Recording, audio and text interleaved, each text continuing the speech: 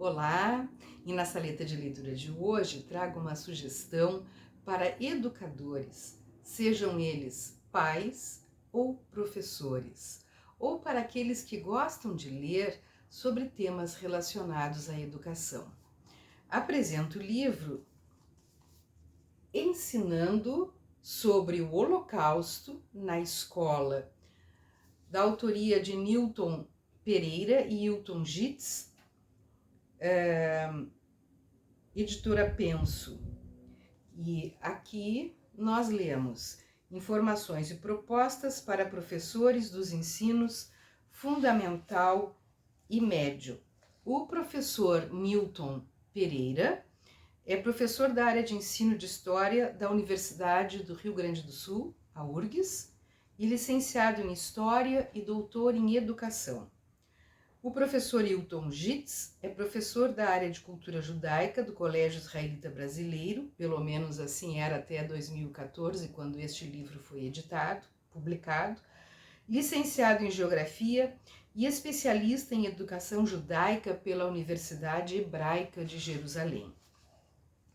Pois bem, o livro é muito interessante porque ele diz o seguinte: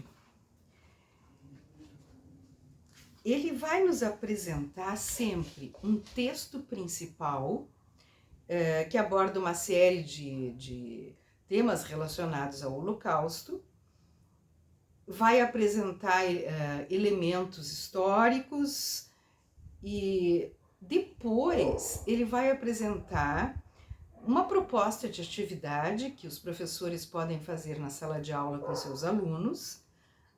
Também, na sequência, vem uma sugestão de filmes sobre aquele tema que está sendo estudado no capítulo.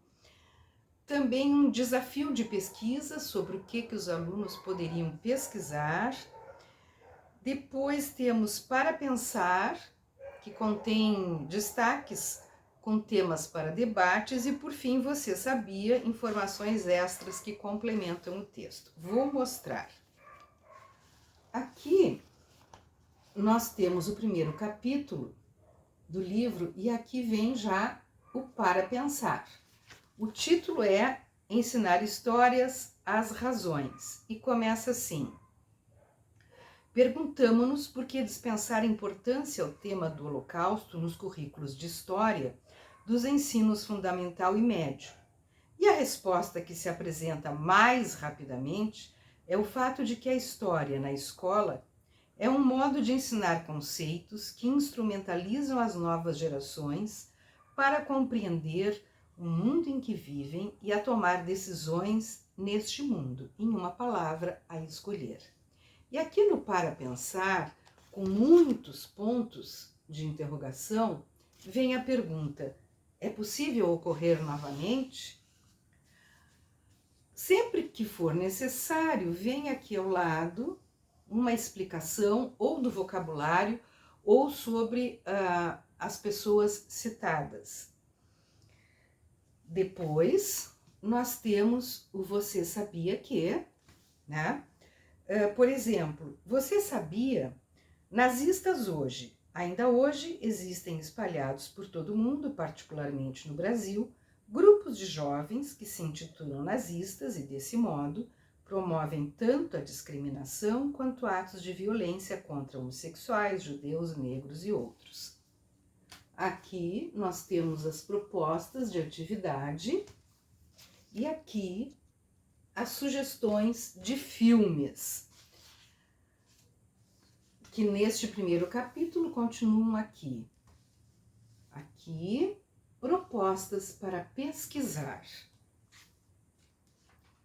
Então, isso é a forma como o livro se estrutura em todos os capítulos.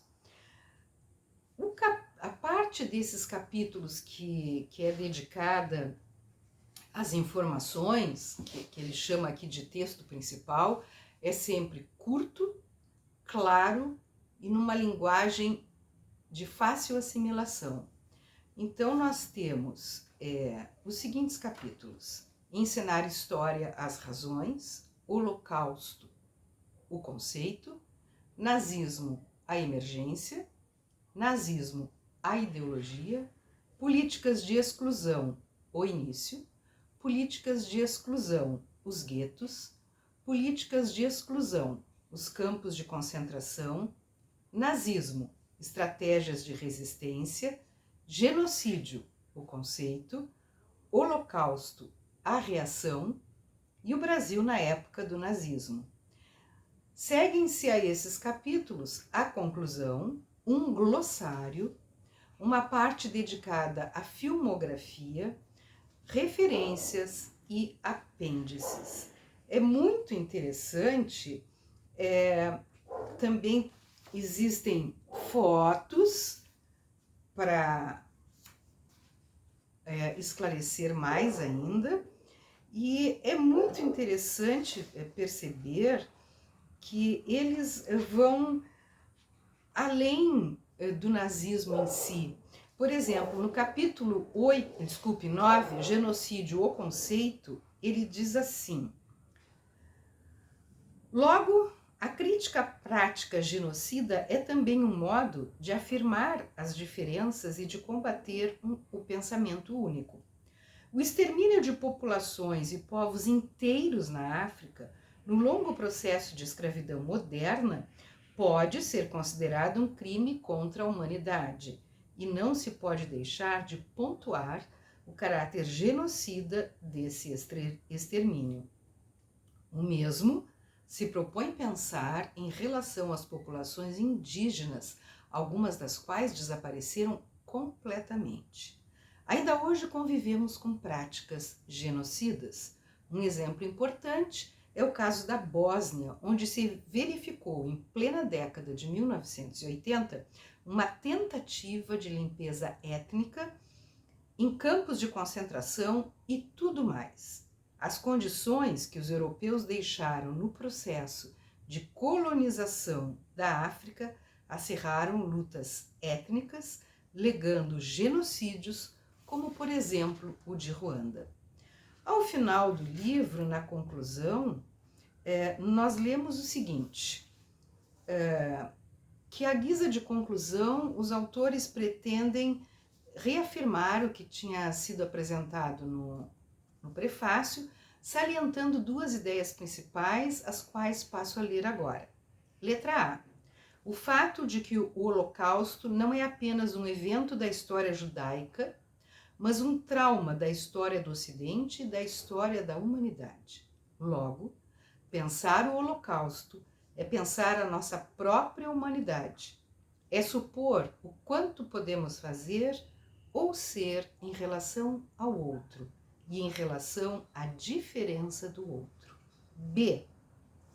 O fato de que ensinar o Holocausto não se reduz à explicitação de uma quantidade determinada de mortos em um genocídio, ainda que isso seja importante. Mas o estudo do Holocausto, assim como o estudo de qualquer acontecimento histórico, consiste em um olhar para si mesmo e para o cotidiano. Dizemos que é preciso aprender com a história e que ensinar história é também ensinar a constituir comportamentos, atitudes e modos de vida. Logo, ensinar o Holocausto é ensinar a olhar para as coisas da vida de agora, para a relação que hoje estabelecemos com os outros e com as suas singularidades. Assim, concluímos não só um estudo sobre o Holocausto, mas usamos o estudo desse acontecimento para pensar a nossa própria vida e tudo o que nos diz respeito nos dias de hoje. Sobretudo, o que diz respeito aos mundos que pensamos possíveis, aqueles nos quais a beleza está no convívio com as diferenças. É um livro, como eu disse, muito interessante e importante.